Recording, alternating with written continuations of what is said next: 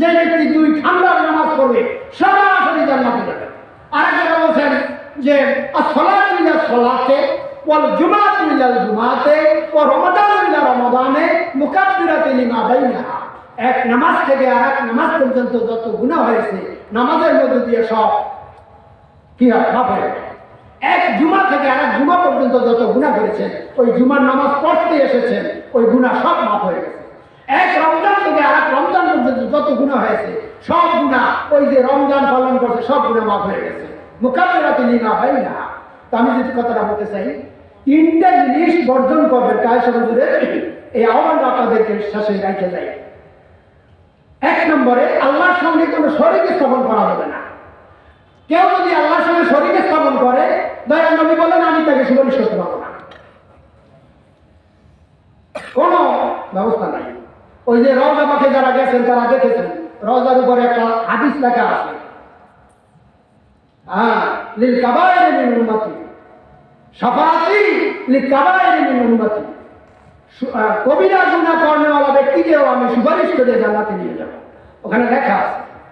তারপরে দয়াল নবী 3টা জিনিস বলেছেন। একটা হলো কি, আল্লাহর সঙ্গে শরীক স্থাপন করা যাবে না। আল্লাহ তাআলা বলেছেন যে আশিরকু যুলমুন আযীম, শিরক হলো সবচাইতে বড় গুনাহ, আর এটা মাপেরও যোগ্য না। তো শিরক করা যাবে না। আচ্ছা ভাই, আমি ধৈর্য বিস্তৃতি ঘটাবো না। আপনার স্ত্রী যদি কারোর সঙ্গে কথা বলে, আপনি কি সহ্য হয় তা? আর স্ত্রীর কোনো সহ্য হয় আপনি যদি কোনো মেয়ের বলে কথা বলেন? তো আল্লাহ তাআলার স্থানে যদি কাউকে বসানো হয়, আল্লাহ কেমন করে সহ্য করবেন? আল্লাহ বলেন আমি সহ্যই করি না। আল্লাহ তাআলা গ্যারান্টি দিয়ে কথা বলতেছেন কি, ইন্নাল্লাহা লা ইয়াগফিরু আন ইউশরাকা বিহি ওয়া ইয়াগফিরু মা দুনা যালিকা লিমান ইয়াশা। আল্লাহ তাআলা বলেন নিশ্চয় যারা আল্লাহর সঙ্গে শরীক স্থাপন করবে আমি তাদেরকে ক্ষমা করব না, মাফ করব না। সারা যত অন্যায় অপরাধ আছে আমি আল্লাহ ইচ্ছা করলে মাফ করে দিতে পারি। 2 নম্বরে দয়াল নবীর সঙ্গে বেয়াদবি করা যাবে না। নবীজির রওজার উপরে লেখা আছে লা তারফাউ আসওয়াতাকুম ফাওকা সাওতিন নাবিয়্যি ওয়ালা তাজহারু লাহু বিল কওলি কাযারি বা'দিকুম লিবা'দিন আন তাহবাতা আমালুকুম ওয়া আনতুম লা তাশউরুন। লা তারফাউ আসওয়াতাকুম, আমার নবীর সামনে তোমরা যেরকম পরস্পর একে অপরের কথা বলো, উচ্চ যে আমার নবীর সামনে কথা বলো না। যদি বলো আনতাহাবাতা আমালুকুম, তোমাদের জিন্দেগীর সমস্ত আমলগুলো বেমালুম হয়ে যাবে, হালাক হয়ে যাবে, বরবাদ হয়ে যাবে, নষ্ট হয়ে যাবে। নবীর সঙ্গে বেয়াদবি করা যাবে না।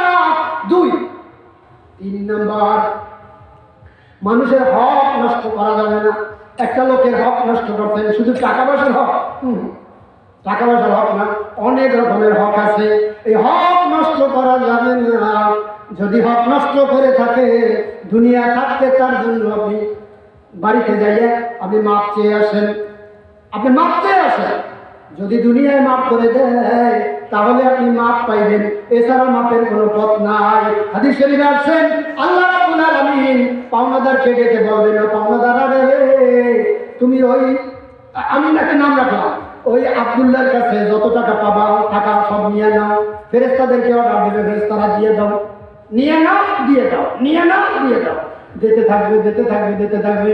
ফেরেশতারা বলবেন আল্লাহ গো, তাদের পাওনা তো দেওয়া হয়ে গেছে, কি দিয়ে দেছো? কাজে ওই যে নেক দিয়ে দিছি, এখনো পাওনাদার বাকি, এখন কি করবো? আল্লাহ বলেন যখন তার নেক নাই, যার কাছে পাইবে তার গুনাহ ওই সলিমুদ্দিন মাথায় দিয়ে দাও, তারপর মাফ হবে, পর মাফ হবে না। আমি বাস্তব একটা দৃষ্টান্ত দিই, 2 মিনিট। আমার বাড়ি দালাল কাছে, আমরা ছাত্র জীবনে এই আপনাদের এই প্রিন্সিপাল হুজুর একত্রে হাইটে গেছে 5 মাইল জায়গা নিয়ে, এখন কিন্তু গাড়ি ছাড়া হাঁটতে পারবে না। নেশারাবাদ থেকে 5 মাইল জায়গা হাইটে গেছে, হুজুরের কাছে নাকটা, আমি গেছি দালাল। বাড়িতে ছোটবেলায় এই বাচ্চা এই যে টুচি দিতে পারে, এই সময় সাপলা চলতে গেছি, আমার রান্না ভাই নাম হলো যাইয়া সেরা, ওনার এখন আউট আমি খাইছি। এরপর মাদ্রাসায় খুলনা দারুল মাদ্রাসা পড়ছি, নিসারাবাদ পড়ছি, খুলনা আলিয়ায় পড়ছি, আর অন্য জায়গায় পড়ছি। পড়াশোনার মনে মনে কই হায় হায়, আমি যেখানে আউট খেললাম হ্যাঁ তো দাবি ছাড়াই বাড়ি গেছি, ওই উদ্দেশ্যেই বাড়ি গেছি যাইয়া রাঙ্গাবাড়ি ফেরা রাঙ্গাবাড়ি। আমি এখানে আউট খাইছিলাম আপনার দাবি ছেড়ে দেন, কেন দাবি ছাড়া লাগবে না, কে ছাড়া লাগবে না? তাহলে আমার সঙ্গে ওয়াদা নিয়ে ছেলে আমার ভাই, আমরা দুজনে কারবার করছি, তখন কি করা যাবে? তাহলে ওয়াদা নিয়ে যদি স্যার মাফ করে তাহলে আমি মাফ করবো। আমি নৌকা বাইয়া ওয়াদা নিয়ে আসি, পশ্চিমদার বাড়ি গিয়া ওয়াদা নিয়ে আসি। আমি কইলাম হুজুর, হুজুর কি মানে তোমার হুজুর না, যে রাঙ্গা ভাই মাফ করবেন আমার, আমি এখন খেয়েছি, দাম হইবে হয়তো চাইবে না, 1 টাকার চাইবে একবার চাইবে না। তখন উনি কয় যে এই ভাইপো মাফ হইবে, তোমার 100 টাকা দেওয়া লাগবে। আর কত চাইবে না, তাহলে 100 টাকা দেওয়া লাগবে। আমি লাল দুহার নোট 50 টাকা 50 টাকা লাল দুহার নোট হ্যাঁ দিলাম। হে আবার কোন দেখি হে নিজে এখান রাখছে, ভাই এখান দিচ্ছে, এখন ভাইপো তোমার মাফ করে দিছি। চিন্তা করছেন এই যদি হাসলে ময়দানে যাইতাম তাহলে আমার ন্যায় একখানো পকেটে থাকবে, সব আমার দেওয়া লাগবে। এই জন্য জান্নাতে যাওয়ার জন্য আল্লাহর সঙ্গে শরীক স্থাপন করা যাবে না। 2 নম্বরে কারো হক নষ্ট করা যাবে না। 3 নম্বরে কি কইছি? রাসূলের সঙ্গে বেয়াদবি করা যাবে না। আগামীকাল ঢাকা আপনার কাদিয়ানীদেরকে অমুসলিম ঘোষণা দেওয়ার জন্য সারা পৃথিবী, সারা বাংলাদেশ থেকে, পৃথিবী বলে ভুলবে না, আপনার তথ্য উসমানী বাড়বে ওখানে, সারা বাংলাদেশ থেকে বড় বড় আলেমেরা সেই সরোয়ার্দী উদ্যানে যাবে আর তারা দাবি পেশ করবে। আমাদের কথাটা ওখানে প্লেস করো যে তারা থাকুক, হিন্দু হিন্দু আলী দিয়ে থাকে, কিন্তু কাদিয়ানী তারা এভাবে থাকবে কেন? সে কাদিয়ানীর মূল কেনা জানেন? গোলাম মোহাম্মদ কাদিয়ানী, পাঁচদারায় তার বাড়ি, গুরুদাসপুর জেলার অন্তর্গত কাদিয়ান নামক এলাকায় তার বাড়ি। তার উপরে নাকি 35 পারা কোরআন নাযিল হয়েছে। ধরে তার নাউযুবিল্লাহ। এই মরছে যেটা জানেন, পায়খানা কাছে বইয়ে মরছে, মৃত্যুর 3 দিন পর পেট খুলে গেছে, তারপর বাইক করছে। ওই নষ্ট হ্যাঁ বানাইছে নবী, হ্যাঁ নাতি যাই নাস্তা করা যায়। তা আমাদের কথা ওখানে প্লেস করবে আগামীকাল। এই জন্য আপনারা দোয়া করবেন, যাইতে না পারলে দোয়া করবেন। ও আখেরে দাওয়া না, আমি অনেক কথা বলে বেড়াইছি, এটা বলার উদ্দেশ্য আছে। উদ্দেশ্য হলো আমাদের হুজুর এখান থেকে চলে যাবে। আমার মনটা ভেঙে গেছে।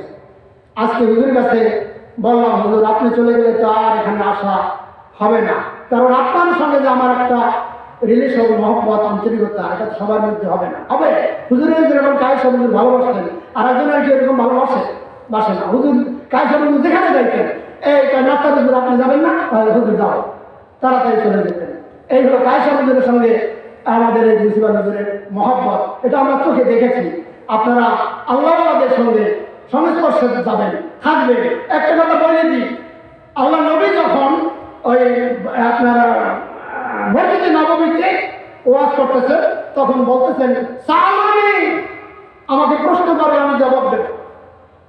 একজন বলে, হুজুর আপনি চলে গেলে আপনার এই জায়গায় তো কার কাছে দিয়ে দেবে? হুজুর চলে গেলে, হুজুরে জিজ্ঞেস করছে আপনি চলে গেলে দিয়ে দেবেন কারে? করে যারা আছে এরা বুঝছে পেয়ে এই জবাব দিতে পারে, জিজ্ঞেস এই জবাব দিতে পারে, এরা বুঝছে পেয়ে।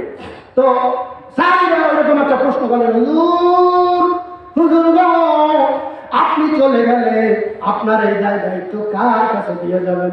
দয়া নবী বলেন, আল্লামা ওয়ারাসাতুল আম্বিয়া ইলা ইয়াউমিল কিয়ামা, কিয়ামত পর্যন্ত যত নায়েবে রাসূল আসবে, যত উত্তরসূরি আসবে, যত হক্কানি আলেম আসবে, তাদের ঘাড়ে আমি এই জায়গায় তো দিয়ে গেলাম।